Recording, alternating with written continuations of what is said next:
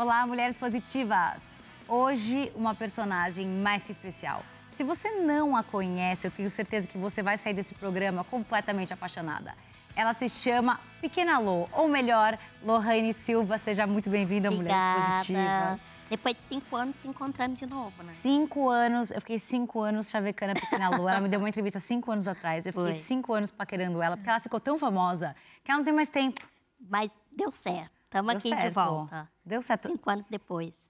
Agora, vou mudar o script, mas agora me veio em mente assim, Lô, 5 anos atrás, hoje, você imaginava o salto quântico que você ia dar na sua carreira nesses 5 anos?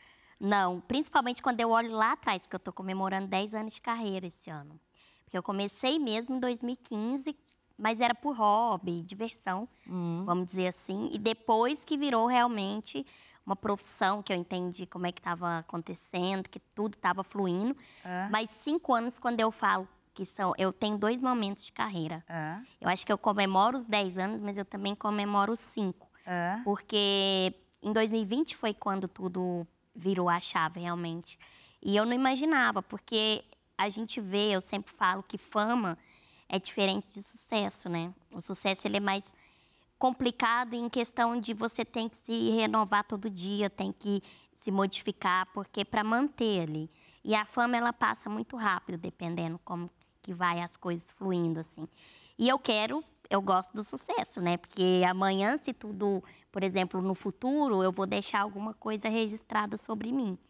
Então, quando eu olho para 2020 e vejo que até hoje eu tô aí, todo mundo ainda me acompanha, gosta, e eu consegui conquistar muita coisa, é muita mudança. E para quem não te conhece, para quem não teve a sorte de conhecer ainda a Pequena Lô, você se formou em psicologia. Sim. Então você é uma psicóloga. É isso. E como é que a psicologia está hoje entrelaçada com a sua vida e com os seus conteúdos? Eu acho que em tudo. Eu falo que eu me formei em 2019, eu queria seguir a profissão, eu cheguei a atender meus pacientes durante o estágio. Foi um aprendizado muito grande, assim. Durante o curso também é um autoconhecimento. Eu falo que muita coisa eu aprendi sobre mim que eu não tinha nem noção. E me ajudou também no meu pessoal e também a lidar com as pessoas. E ela continua sobre isso também nos vídeos, nas palestras que eu dou, eu falo sobre a psicologia. Para conversar aqui na nossa entrevista, ela está presente, porque eu falo sobre o ser humano. Então, eu acho que ela nunca vai sair da minha vida. Não preciso estar num consultório, numa clínica de fato, para usar. Eu falo isso com meu terapeuta, que foi meu professor, inclusive, na faculdade, que eu uso ela para tudo. Tudo que eu aprendi, eu sigo colocando durante as coisas que eu faço hoje em dia, sabe? Mas algum aprendizado que você quer passar aqui pra gente poder ser pessoas e mulheres positivas e evoluídas como você? Então, eu tenho um livro que chama Na Dúvida, Escolha Ser Feliz. E o nome do livro parece ser coach, mas não é coach, não tem nada a ver. Porque parece que é uma positividade tóxica, que a gente tem que ser feliz todo dia. Mas é porque foi uma opção que eu escolhi. Então, desde a infância, eu tive as passagens, cirurgias que eu fiz. Foi uma infância meio conturbada por conta disso, que eu era muito nova. Então, eu tive que aprender muita coisa durante a minha infância, que me atrapalha um pouco até hoje, em questão de sentimentos e tudo mais. Mas foi uma opção que eu escolhi, de ser feliz para enfrentar tudo que eu tinha pela frente. Mas não quer dizer que eu também tenho os meus momentos difíceis, tristes, meus momentos pessoais. Então, o aprendizado que eu acho que eu digo, que eu aprendi muito comigo mesma, foi a confiança em mim, né? A autoconfiança é muito importante, porque seja na internet, seja numa empresa multinacional que trabalha, sempre vai ter pessoas que não acreditam na gente, ainda mais sendo mulher. A gente sabe como que é mais difícil. Então, eu no humor, sendo mulher e uma pessoa com deficiência, foi complicado para as pessoas me aceitarem nesse meio. Mas eu confiava em mim. Eu sabia que eu era engraçada, talentosa e que eu podia chegar onde eu quisesse. Então, a gente passa por muitos momentos, mas quando você tem essa autoconfiança, você acredita em você. Então, você continua, mesmo que venha algumas pessoas, algumas coisas para atrapalhar. Você falou agora, alguns sentimentos que eu tive no passado me atrapalham até hoje. O que você quer dizer com isso? Eu era uma pessoa muito... Eu não era flexível, eu não era sensível. E a gente tem que ser sensível, né? Eu acho que eu aprendi muito na terapia e durante o curso que eu falei que me ajudou. O autoconhecimento principal que eu senti, que eu tive, essa noção é de que a gente acha que ser forte é a gente não chorar, não expressar, não contar que tá triste, não falar o que incomodou num relacionamento de amizade, amoroso. Mas o ser forte é você contar que você tá sensível, que você é frágil, que as coisas te machucam, para o outro entender, entendeu? E eu não tinha essa facilidade. Eu guardava muita coisa, eu não chorava fácil, eu não gostava de abraço, porque eu criei essa defesa quando eu era criança. Por conta dos meus pais, no sentido de... Eu tinha as minhas cirurgias para fazer, comecei com 7 anos e a minha última foi com 11. E aí, com 7 anos, depois as próximas iam vindo, e sempre que eu entrava na sala de cirurgia, eu tomava anestesia geral, não sabia se eu ia voltar, né? A gente vai com a insegurança de que é uma cirurgia muito detalhista, né? Ela é muito bem minuciosa ali, minuciosa para fazer. Então, eu entrava na sala de cirurgia, não sabia se eu ia voltar, mas eu não chorava. Para os meus pais não chorarem, apesar de que eu sabia que eles iam chorar assim que eu entrasse na sala. Mas eu não chorava para passar para eles essa coisa de vai dar tudo certo, sabe? E muito nova, né? 7 anos. Nossa. 10 anos, 11 anos, criança ainda. Então, eu criei essa defesa minha. E aí, eu não chorava por quase nada. Eu criei uma carcaça muito grande. Mas até os seus 7 anos, como é que foi sua vida? Eu andava sem muleta, andava normal, e até que eu fui no ortopedista, que eu comecei a sentir umas dores no meu quadril. E aí eu fiz minha primeira cirurgia nos meus pés, e depois foi no meu tendão, que foi aqui no meu joelho. E a última foi a do quadril, que foi a que mais foi, eu digo tensa, porque foi 45 dias deitada, eu fiquei engessada daqui para baixo. E não, eu falo que se fosse para eu passar tudo de novo, eu passaria. Porque eu me pergunto se tudo que eu vivi fez eu ser quem eu sou hoje, né? Então, eu já cheguei a comentar que eu passaria por tudo de novo e a pessoa falar, mas Deus me livre. Passar por todo o sofrimento de novo, eu falei, sim, eu passaria de novo, porque eu acho que isso fez eu ser a pequena Lô.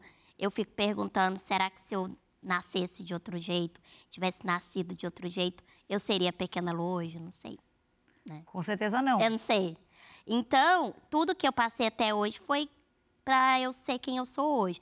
Então, 7 anos eu comecei a fazer a minha primeira cirurgia, mas eu parei de andar mesmo com 11. Foi com 11 anos, que aí a minha última cirurgia foi quando eu precisei usar a muleta.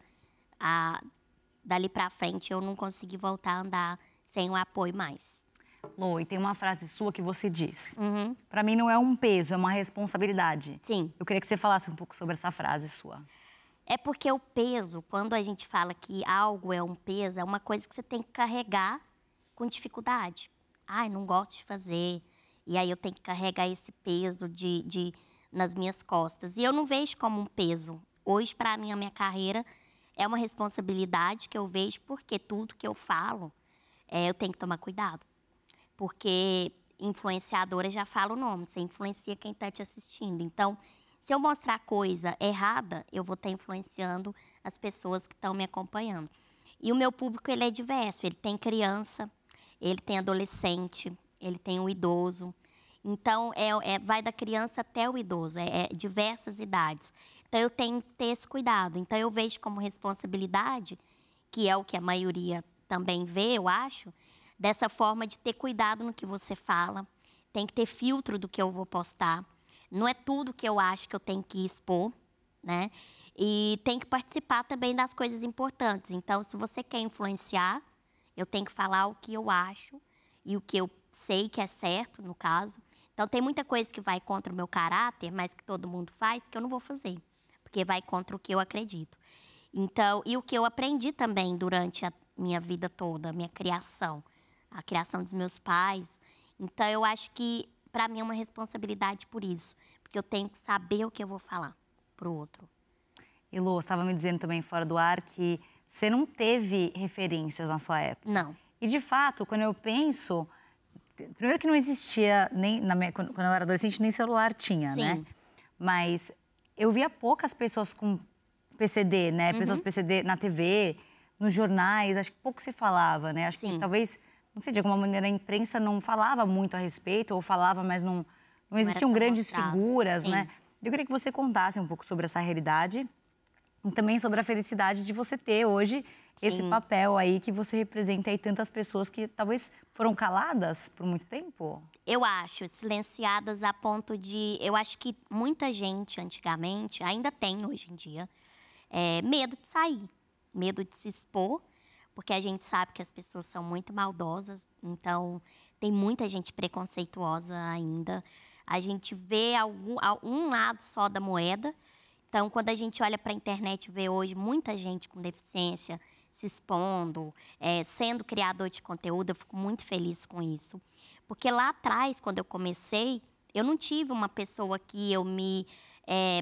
não é que eu queria ser igual, eu nunca quis ser igual a ninguém, porque eu acho que a pior coisa é a comparação, e hoje em dia tá muito isso na internet, né? Tem que ser igual, tem que ter o corpo igual. Então, eu não tive uma inspiração no passado. Então, eu assistia comédia, Mr. Bean, Jim Carrey, que eu citei aqui. Eu sempre fui muito fã, assistia muito o Mr. Bean com meu pai.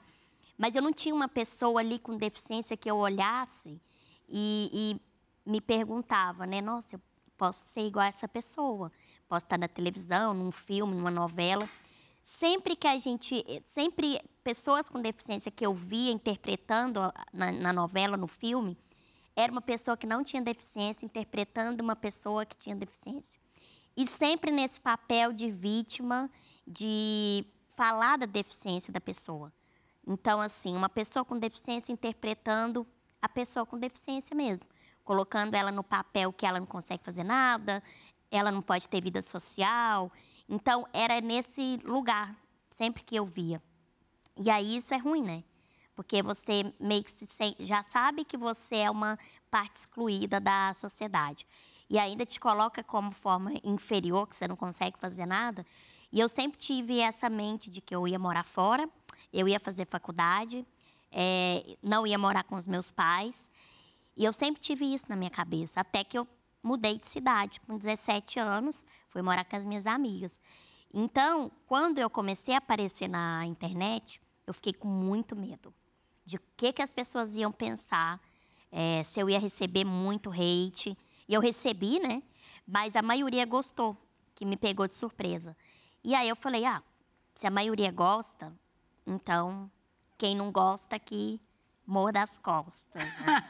E aí eu continuei, por mais que foi difícil, até eu entender a maldade, até a que ponto ia. E aí muita terapia, né, pra me ajudar. E hoje eu tô aí, saí nas capas de revista. A primeira capa que eu saí foi muito emocionante, foi a capa da Quem, que marcou bastante, assim. Eu recebi muitos comentários de pais de crianças com deficiência, que falaram que a partir desse momento que eu saí numa capa de uma revista, que capa de revista era sempre corpos padrões e pessoas que talvez não dava para se identificar, e pais que estavam olhando para os seus filhos de outra forma. Então, no meu livro tem uma carta aberta de uma mãe que falou isso. Na época, eu me emocionei bastante com ela, porque ela falou que, a partir do momento, ela olhou para o filho dela de outra forma. Que ele, um dia, poderia estar no meu lugar. Por exemplo, numa capa de revista de negócios, falando da empresa dele, ou sendo criador de conteúdo. Então, abriu uma porta, né? Abriu várias, na verdade. Essa pequena Lô é muito maravilhosa, gente. Eu fiquei até emocionada aqui. Você arrasa. Obrigada. No segundo bloco, você vai me contar mais, hein? Tá bom. Olha, o papo aqui com ela tá ótimo, mas agora tem um recado pra você. Você tem medo de caminhar sozinha pelas ruas? Eu e muitas mulheres também já nos sentimos assim.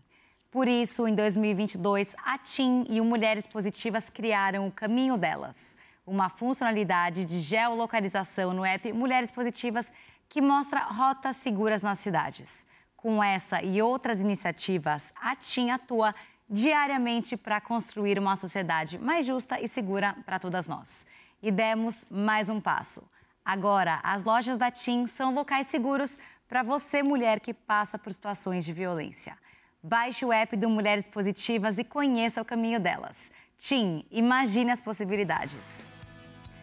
E o Mulheres Positivas faz um rápido intervalo e volta já já. Não sai daí.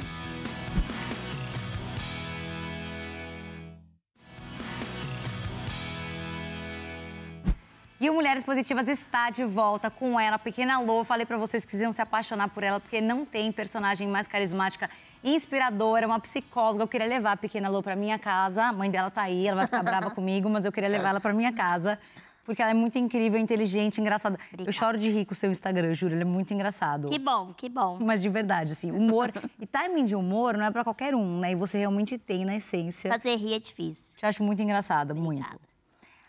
Vamos falar sobre coisa séria. Vamos. Você representa algumas marcas e algumas das marcas mais importantes do país. Sim. Inclusive o Caminho Delas, que a gente acabou de falar sobre o Caminho Delas. Você trabalha com a TIM há 5 anos já. 5 anos. Você já participou também do projeto Caminho Delas. Sim. Queria que você contasse um pouco sobre sua participação militando aí em prol dessas grandes marcas.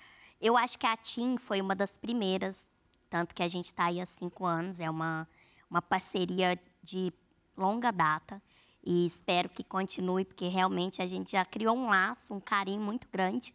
E é muito importante, porque igual eu citei aqui, ser mulher não é fácil, né? Então a gente sabe, durante o dia a dia, eu falo que a cada minuto a gente passa por situações e também conhece mulheres que passam. Então, já que eu tenho essa voz, né, de influenciar as coisas, para falar coisa séria também. Eu sempre falo que eu faço humor, mas também sei falar sério, que também tem que ter esses momentos importantes. Então, se eu tenho essa voz, por que não? Para falar de uma coisa séria que faz parte, eu faço parte dessa comunidade, né, das mulheres. Então, a minha participação nas marcas, desde quando eu comecei, eu fiquei muito assustada, na verdade, quando eles começaram a entrar em contato comigo, porque eu ainda não estava entendendo muito bem o que estava acontecendo, quando eu acabei ficando muito conhecida. Então, eu tive que trocar e-mail, né, para chegar às marcas, às parcerias ali, porque eu não entendia muito bem os valores, o que era combo de stories, um feed. E as marcas foram chegando, não para falar, não para me contratar no mês da pessoa com deficiência, por exemplo, que a gente sabe como que é. E a inclusão não é sobre isso, né? A gente fala sobre, eu, da minha comunidade PCD, mas também eu falo das outras comunidades, a importância que é você enxergar aquela pessoa pelo talento dela. Então, as marcas me contratavam por conta dos meus vídeos, do meu humor, do meu talento. É claro que, ao mesmo tempo, leva essa representatividade, mas não falando especificamente dela. Então, quando elas entraram em contato comigo para me contratar, isso foi muito legal. Foi uma bolha que estourou ali, porque era para falar sobre os meus vídeos, sobre a marca realmente. Não para falar sobre a pessoa com deficiência, no dia da luta da pessoa com deficiência, e continua sendo assim, sabe? Que é muito importante. Mas é também furar outras bolhas com outras pessoas que também estão na internet. Então, eu falo que a cada situação que eu conquisto, a cada passo que eu dou, não é só por mim. É por mim e pelas outras pessoas com deficiência que eu posso levar essa voz falando sobre, e mulheres também, né? Então, eu sei que é difícil ser mulher e também pessoa com deficiência. Então, por isso que eu sempre estou aí junto com as marcas para falar sobre a importância desses assuntos que a gente acabou de citar aqui. Lô, e você falou no primeiro bloco que quando você foi capa, na sua primeira capa, o pai de um menino com PCD, ele comentou com você que a visão dele, do filho, mudou depois de vê-lo naquela capa. Por que você acha que isso aconteceu? É porque eu acho que, ao mesmo tempo, os pais também ficam inseguros. Eu acho que não sabem muito bem, dependendo, como lidar com a sociedade. Não só com o filho, eu acho, mas com o que os outros vão pensar. Porque a gente sabe, igual eu citei, os preconceitos, as pessoas ainda são muito preconceituosas. Então, eu tive essa experiência quando eu era criança também. E os meus pais. Então, era diferente para todos nós, né? Batia para cada um de uma diferente forma, mas é complicado. Então, às vezes os pais acham que a melhor forma de proteger é não levando a criança para um lugar público. Mas não é assim, porque ela também tem que entender como funciona, que ela também faz parte de uma sociedade e que por mais que ela é uma criança, uma adolescente, uma pessoa com deficiência, ela tem todo o direito de sair, de se expor, de viver, ter uma vida social, de se relacionar. Então, os pais, eles têm essa insegurança. Então, quando essa foi uma mãe que me mandou essa carta aberta, ela escreveu numa rede social, carta aberta para a pequena Lô. E ela escreve um texto, assim, o filho dela tinha 9 anos na época, e ela falou que ela tinha essa insegurança, porque ela fala que ser mãe já é difícil, já é uma insegurança. E ser mãe de uma criança com deficiência, ela já ficava imaginando o quanto ele sofreria lá na frente. Então, a escola, quando ele entrasse, ela não citou se ele já estava na escola, mas o primeiro passo é a escola, como é que a criança vai ser aceita pelos amigos e pelas próprias pessoas que trabalham na escola. E fora faculdade, amigos, dia a dia. Então, ela escreveu esse texto falando que ela olhou para o filho dela de uma forma que ele também poderia ser alguém quando ele tivesse mais velho. Por exemplo, alguém importante ou ele ocupar o espaço que ele quiser. Então, eu acho que isso também ajuda não só a própria pessoa com deficiência, mas quem está ao redor. Não só a família, mas os amigos também, de como lidar. Então, eu tive um acolhimento muito grande na minha escola. Mas a realidade, infelizmente, não é essa. Tem muita gente que não consegue entrar de primeira na escola, que é excluído. Eu conheço um menino com deficiência que ele entrou só com 12 anos na escola. A escola aceitou ele com 12 anos. Então, olha quantos anos ele perdeu, né, de educação ali na escola. Então, é muito difícil. Eu tive essa realidade diferente, mas não é todo mundo que tem. Não é todo mundo que tem uma família que dá essa base, que dá esse apoio, que dá essa... Porque eu sou desse jeito também pela criação dos meus pais. Então, me ajuda muito, né? Mas não é todo mundo que tem essa base, sabe? Que é muito importante. Mas hoje, na situação que você tá, você não passa nenhum tipo de preconceito? Ah, eu passo. Hoje? Aham, passo. Mas desse tamanho que você tá? Muita gente ainda é escrota. Mas tipo o quê, por exemplo? Eu acho que o preconceito, ele tá presente não só na fala, mas o jeito de olhar em determinadas situações, por exemplo, de pessoas que me conhecem e mesmo assim ainda dependendo do lugar que eu tô, um evento, o jeito que eles olham, eles ainda fazem chacota. Porque hoje em dia. Em 2021 ou 22, não me lembro, eu sofri uma situação numa companhia aérea. Que aí, a partir desse dia, eu deixei de voar com eles. Teve uma história que eles nunca trouxeram a cadeira pra você, foi isso? Eles não quiseram levar a cadeira de volta. E por que não? Não tinha um motivo.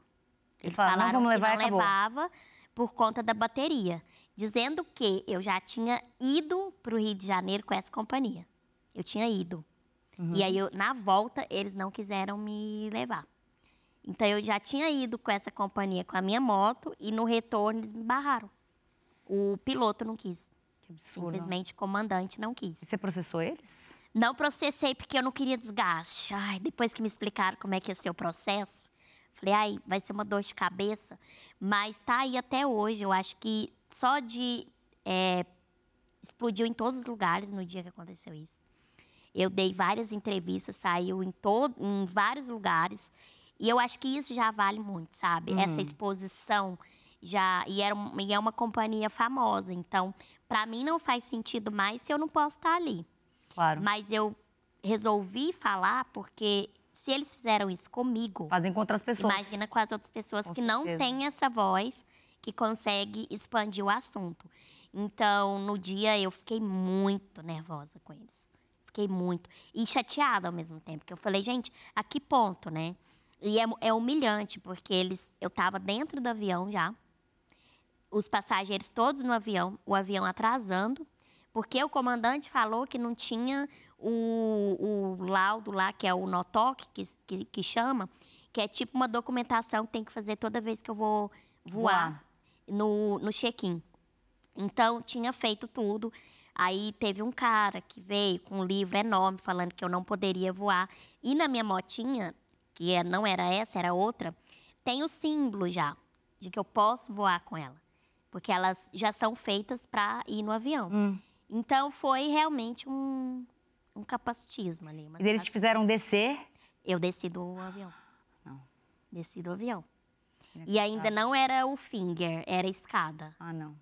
Aí eu desci, e aí o rapaz da companhia, ele tentou me acalmar e tudo mais. E aí como que fica calma no momento desse? Porque foi várias camadas, né? Foi tristeza, foi uma humilhação, todo mundo esperando. Eu achei que já estava tudo pronto para ir. E aí eu lembro do comandante ainda me olhar. Ele ainda, lá da cabine, ele olhou para mim, achando que estava certo. O que passará pela cabeça dessas pessoas? Né? E aí depois eles me mandaram uma mensagem, mas aquela mensagem meio copia e cola, sabe? A companhia. Escreveu no chat GPT e te mandou. Isso. E foi assim. Então, ainda assim, eu passo. Isso não me blinda de nada, sabe?